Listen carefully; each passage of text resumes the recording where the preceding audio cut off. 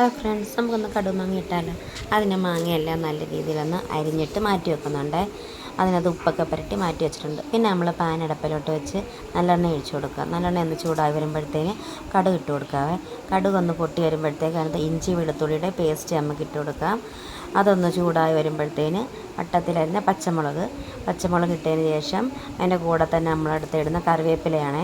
കറിവേപ്പില അതിൻ്റെ കൂടെ ഇട്ട് കൊടുത്ത് നല്ല രീതിയിലൊന്ന് ഇളക്കി ഒന്ന് മൂപ്പിച്ചിട്ട് ബ്രൗൺ നിറമാകുന്ന സമയത്ത് നമ്മൾ അതിനകത്തേക്ക് ഇട്ടിരിക്കുന്ന മുളക് പൊടി ഇട്ടതിന് ശേഷം അതിനകത്ത് മഞ്ഞൾപ്പൊടി ഇട്ട് കൊടുക്കുന്നുണ്ട്. മഞ്ഞൾപ്പൊടി ഇട്ടതിന് ശേഷം അതിനകത്തേക്ക് നമ്മൾ ഇട്ട് കൊടുക്കുന്നത് അടുത്തത് ഉലുവ വറുത്ത് പൊടിച്ചാണ് ഇടുന്നത്. അത് കഴിഞ്ഞിട്ട് കടുക് വറുത്ത് പൊടിച്ചിടണം. അതിൻ്റെ കൂടെ തന്നെ ജീരകം വറുത്ത് പൊടിച്ചതും ഇച്ചിരി ഏറെ ഇട്ട് കൊടുക്കണേ, നല്ല അതിൻ്റെ ടേസ്റ്റ് ഉണ്ട്. അത് കഴിഞ്ഞിട്ട് നമ്മൾ ഇട്ടിടുന്ന കായപ്പൊടി ഇച്ചിരി കൂടിയാലും കുഴപ്പമില്ല, നല്ല ടേസ്റ്റാണ്.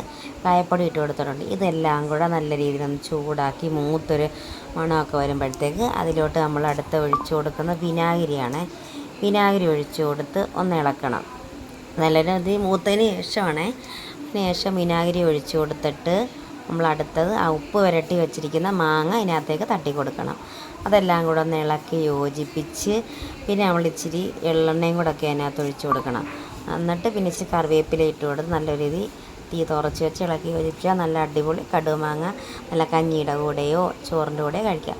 ഇനി ഞാനത് തണുത്തതിന് ശേഷം ഒരു ഫർണിയിലോട്ട് മാറ്റുന്നുണ്ട്.